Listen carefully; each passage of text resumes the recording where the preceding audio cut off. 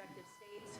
We are now working together, and we have deployed $86 million in investments, and a lot of that is in AI infrastructure jobs to have our new workforce proficient and literate in AI if we're going to continue to lead the AI race, and we're working on that. And the Department of Labor is now creating and will soon launch the AI infrastructure and workforce hub, which we will be able to track that metrics to see exactly if these dollars are going correctly. Integrating education and workforce with, obviously, Administrator Leffler and I are on the road a lot together because we're talking about Main Street as well as a lot of the manufacturing jobs and how we're being an ally to our businesses as opposed to an adversary. For far too long under the Biden administration, we were adversaries to our business owners, and we want to give them a leg up always and make sure that we're paying attention. And we want our workforce to be educated. We do not need the numbers that we have seen across this country where our 4th through 8th graders cannot read, write, or do any math, and they are our future workforce. We have to depend on the American worker first. Also, lowering healthcare costs in line with the executive order. I'm working with Treasury and HHS, and rulemaking is underway to expand healthcare transparency and make pricing more affordable for our employers who offer these to their employees. Promoting retirement security. The department rescinded the Biden administration's guidance that restricted the use of crypto in the retirement investments, and we're seeing more and more of that, where we also rescinded the supplemental statement that discouraged the fiduciaries from considering the alternative assets for 401ks, and that will also come through the Department of Labor, that rulemaking. Ending abuse of cheap foreign labor at the expense of the American worker. We launched over 200 investigations into companies who will have abused and or fraudulently against the American worker. So Project Firewall was released. Thank you, Mr. President. We want the trained workforce, but we will root out the fraud and abuse, and we'll protect the American worker first. And slashing the job-killing regulations. The department has rescinded discriminatory DEI practices, and I will tell you, reducing compliance costs for businesses as it was for DEI has saved American businesses nearly $1 billion this year by just getting rid of DEI for that compliance cost that they've had to do. So, Mr. President, continuing to skill the American worker, the American workforce is going to be my mission. We have to do it faster. We have to do it quicker. We have to build so that the American people can realize that American dream that you have laid out so eloquently. And it's an honor to serve under this administration and to talk to the American workers who believe in the American dream again, the pride on their face, the pride of the American worker, the skilled men and women who build with their hands. It's an honor. So thank you, and Merry Christmas. Very good job. Thank you very Thank you. much. Chris? Mr. President, I am honored and frankly inspired to sit at this table with this incredible team of leaders that work every day for one and only one constituency, the American people. Not this group or that group, the American people. The price of energy is very much on the mind of Americans. The biggest determinant of the price of energy is politicians, political leaders, and policies. That's what drives energy prices. Under your leadership, what we've seen in the United States is just a steady drop in the price of gasoline, a huge consumer cost for Americans. As you mentioned early on, well below $3 a gallon right now and trending downwards. There are a number of stations in the heartland of America with $1.99 signs flying today. That's simply impossible without the leadership and changes you brought. Now, of course, you can go to California, where the average price of gasoline is between $4.50 and $5 a gallon today in California. That's just bad political leaders there and bad policies in California. And taxes. And taxes. Taxes they charge on gasoline are just insane. Terrible. And electricity prices is a very parallel story, but it's a bigger moving ship, so the changes are a little bit slower. But Americans are outraged at a roughly 30% rise in the average price of electricity across this country.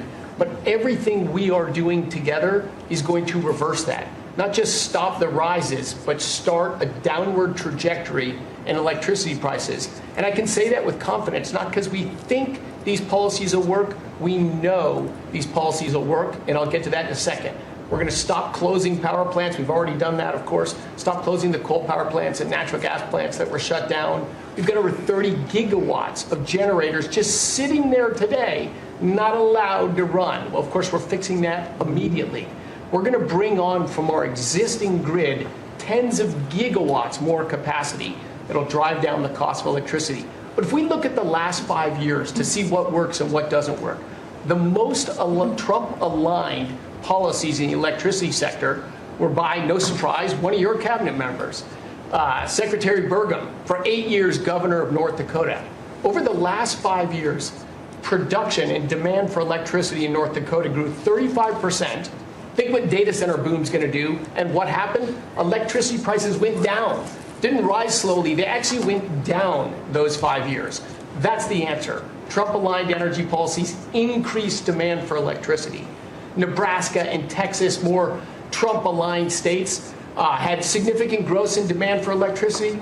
They had electricity price rises, but well below the price of inflation. Unfortunately, Biden brought all of us a lot of inflation. If you look at the other end of the spectrum, California, New York, Massachusetts, Connecticut, Maryland, I could go on. What happened in those states? Policies and politicians that force the building of unreliable electricity generation, which requires new infrastructure and transmission lines. And what happened? Today, they produce less electricity than they did 5 years ago. A lot of spending money and less electricity. What does that mean? Of course, much faster rises in the price of electricity. Blue states have had 1.5 times faster rise in electricity prices than red states. Red states alone, less than inflation.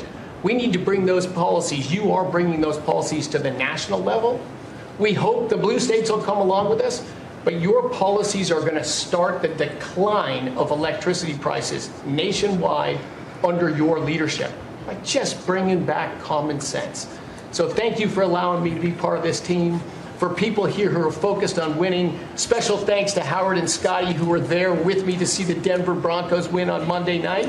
Now we want nationwide wins on energy for 3 more years. And we're doing more energy production than we've ever done by far right now.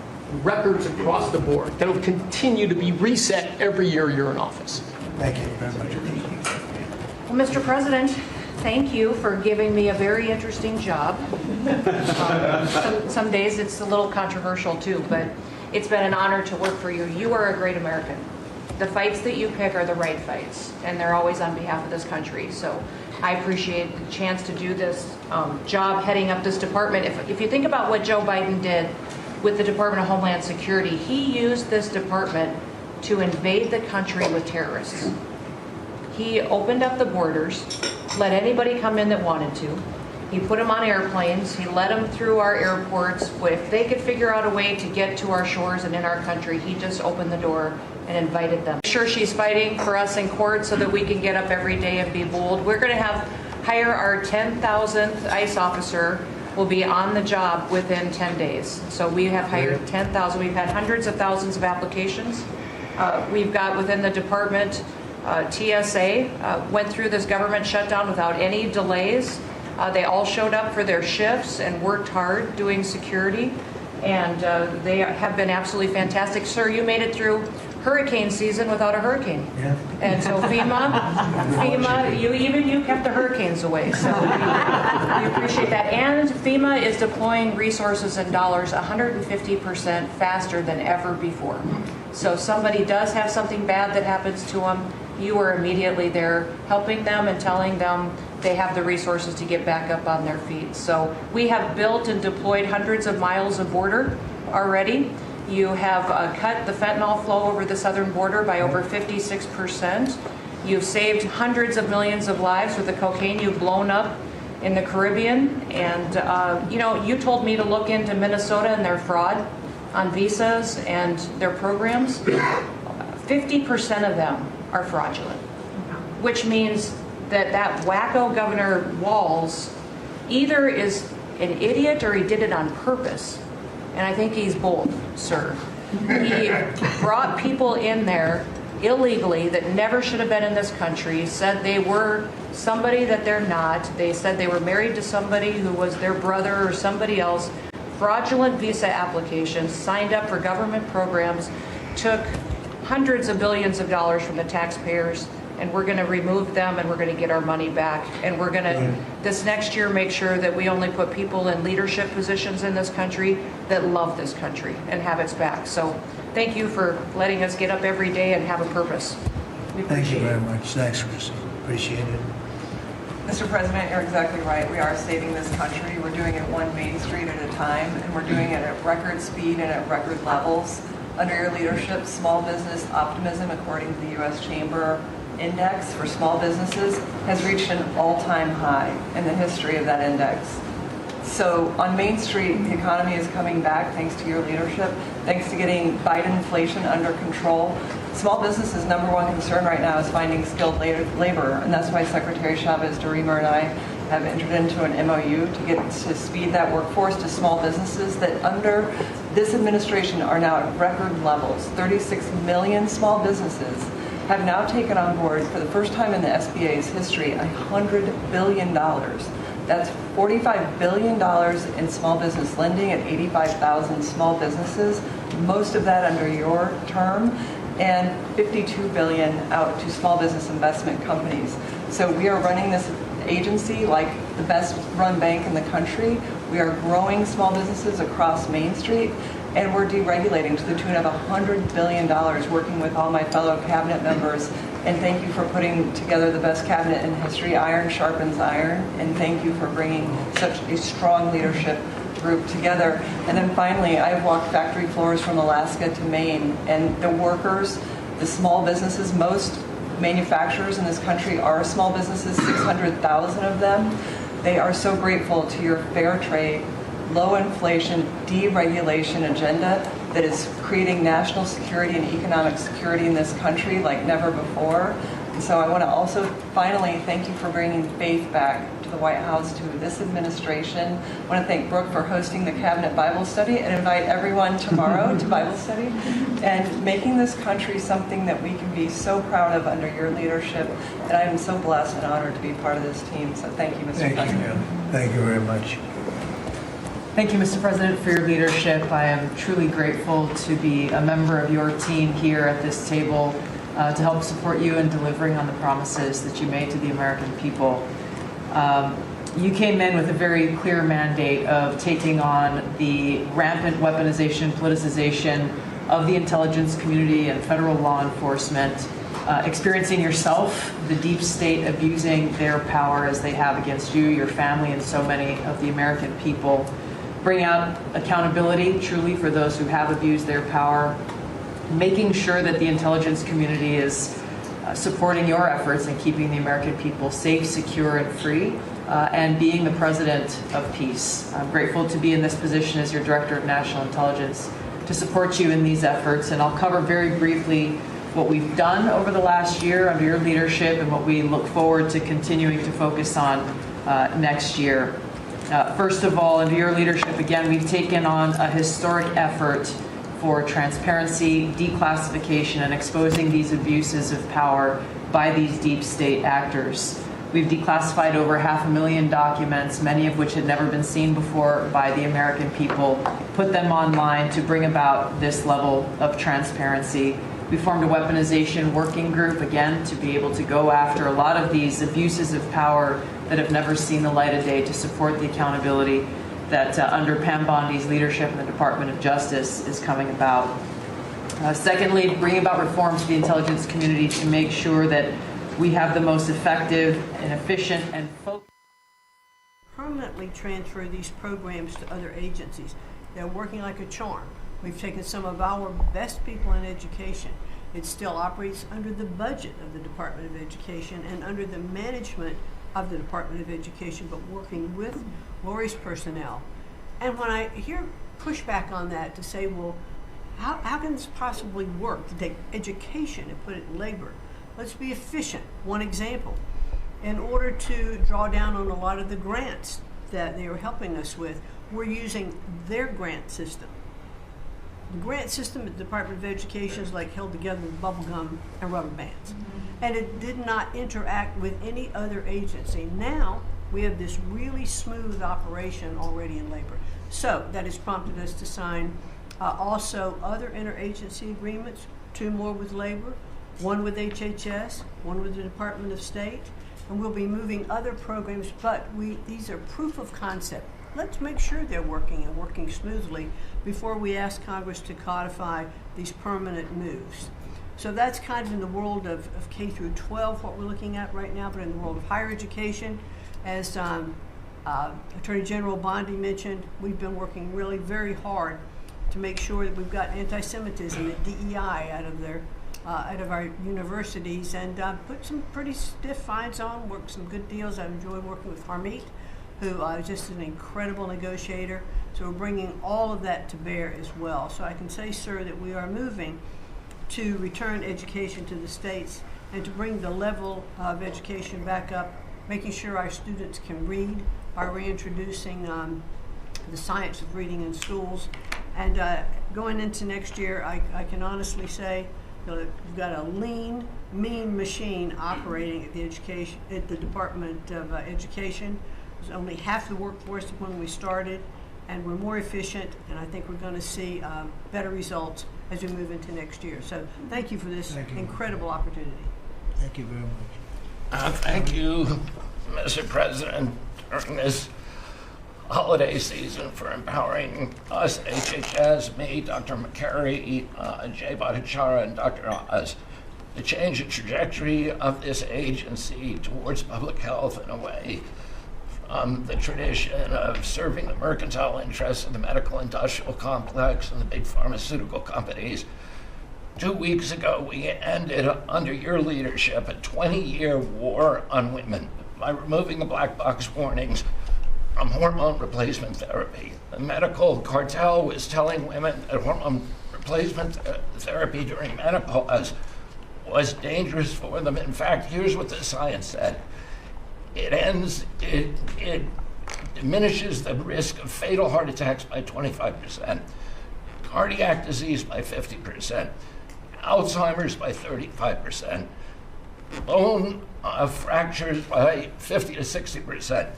It improves appetite, it improves sleep, it improves energy, it improves happiness. There are tens of millions of women in this country who have been deprived of that therapy because of just scientific malpractice by the medical cartel. We are now remedying that, and this remedy will now be available to all women who want it during one of the most difficult transitions of their lives. MFN is one of our greatest accomplishments. It would not have happened without you. You were the only person who believed in it. You drove us to get it done. We've now made agreements with the 5 biggest pharmaceutical companies. We have 12 more in the lineup to make agreements. By the time this administration leaves office, 95% of the drugs in this country we will have the lowest price of any nation in the developed world.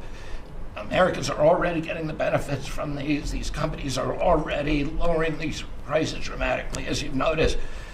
And then this week, Howard at Department of Commerce and Jameson at the U.S. Trade Representative made a bargain with Great Britain to raise their drug prices in conformance with your promise that the Europeans would raise theirs to counterbalance us lowering ours, and therefore we would keep intact the ecosystem of innovation and protect innovation. So congratulations on that, Mr. President. When you first asked me to take this job, one of the first contacts we made was with a leading economics professor, health economics professor at Harvard. And we asked him what's the one innovation that we could do that would most dramatically improve the health care experience for the average American. And he said there's no contest, it's to get rid of prior authorization.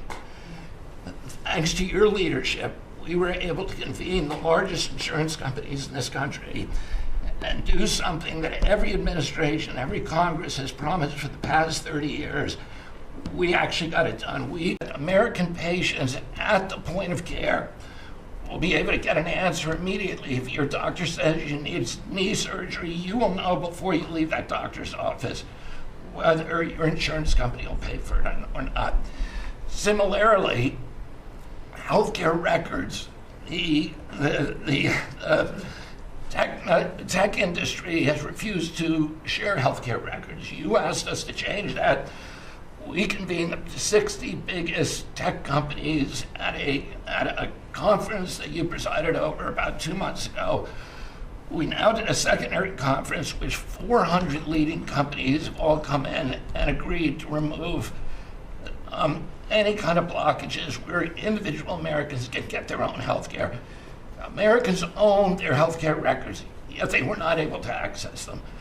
And if you lived in New Jersey and you moved to Oregon and you got injured, you went to a hospital, you would have to spend maybe 45 minutes filling out forms on a clipboard because your doctors there could not get your healthcare records. They couldn't get your blood type, your allergies, all the things that they ought to know immediately so they can save your life. Now that has all changed, and all these companies now have agreed to remove all the blocks on sharing healthcare records. Every American will have their healthcare records available on their cell phones, and it's already happening. In the last 6 months, there have been over 100 times the number of healthcare records shared by hospitals and during the entire previous administration. On deregulation, HHS proudly is now leading the pack, and thank you for your help on that, Russ.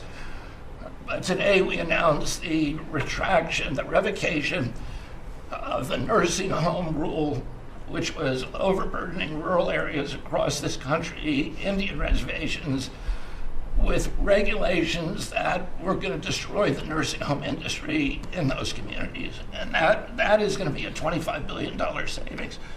Those are some of the things that we're doing because of your leadership. President Trump, thank you so much, and Merry Christmas to you. Thank you, Bob, very much. Great job.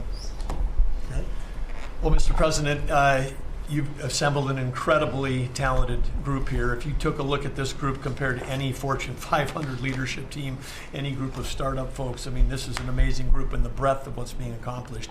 And the timing couldn't be better because with your leadership and vision, you've set us up for this age of abundance as we head into next year, the 250th anniversary of this country.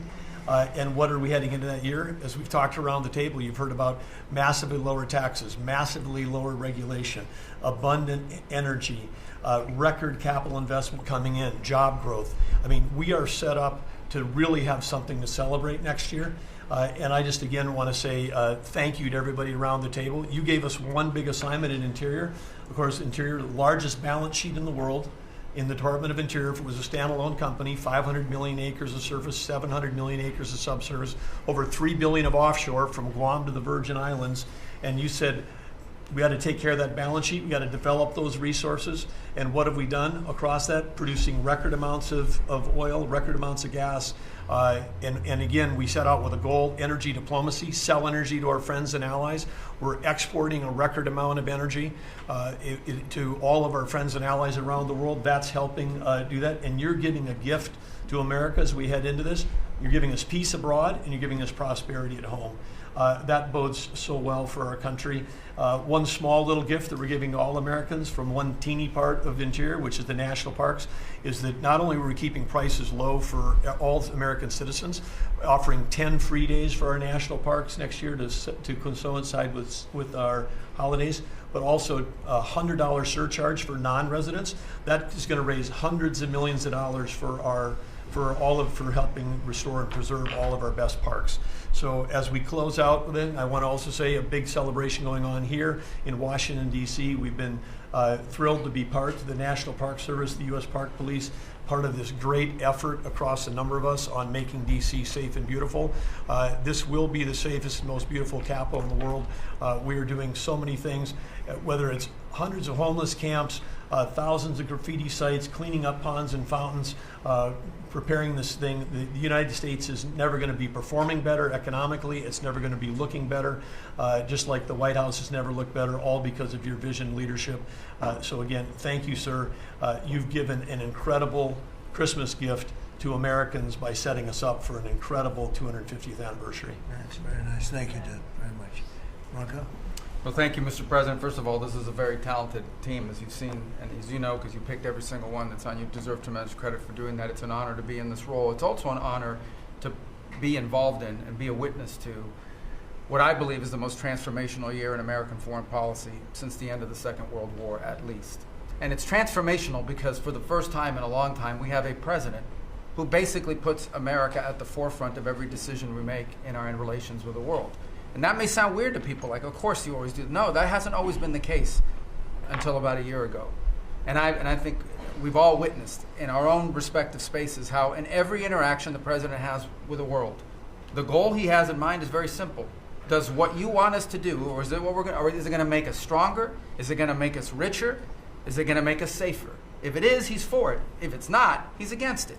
If something's going to make America weaker or poorer or less safe, the president's going to be against it. And every single thing he has done in our foreign policy has been driven by the American people in mind. And I can go down the list. Why has he focused on mass migration? It's very simple, because no country is safe if you can just walk in without us knowing who you are into your country. We've seen the destruction that that's wreaking, not just in our own country, but the impact that it's having in Europe and in many other parts of the world. You talk about trade deals and the trade situation has been involved in. People, all this reporting on it. It's very simple. The president views the last 40 years as an era of which American workers and American farmers have been ripped off. They've been ripped off, and what he's saying is we want to have trade with the world, but it has to be a trade in which American businesses and American workers and the products they make and what American farmers grow and produce has a fair shot to be sold around the world. On issue after issue, that's been the case. You talk about foreign aid reforms. This is not our money. This is taxpayer money. When the president has said, we're going to do foreign aid, but we're going to do foreign aid for countries that are aligned with the United States and in a way that doesn't waste the taxpayers' money. Mr. President, you deserve tremendous credit for that. Many of us, the Vice President, by the way, I want to acknowledge, has played an extraordinary role in our foreign policy, and he too has been a witness to all of this as it's been occurring, and he's been a big part of it as well. You talk about NATO. The president's not against NATO. He went to NATO and basically said, look, you guys, we're paying all the money, and he got them to do the 5% commitment, which everybody said was never going to happen. It was impossible. Everything this president does is driven by the American people. Whether you don't have to agree with the actual move, but understand the motivation.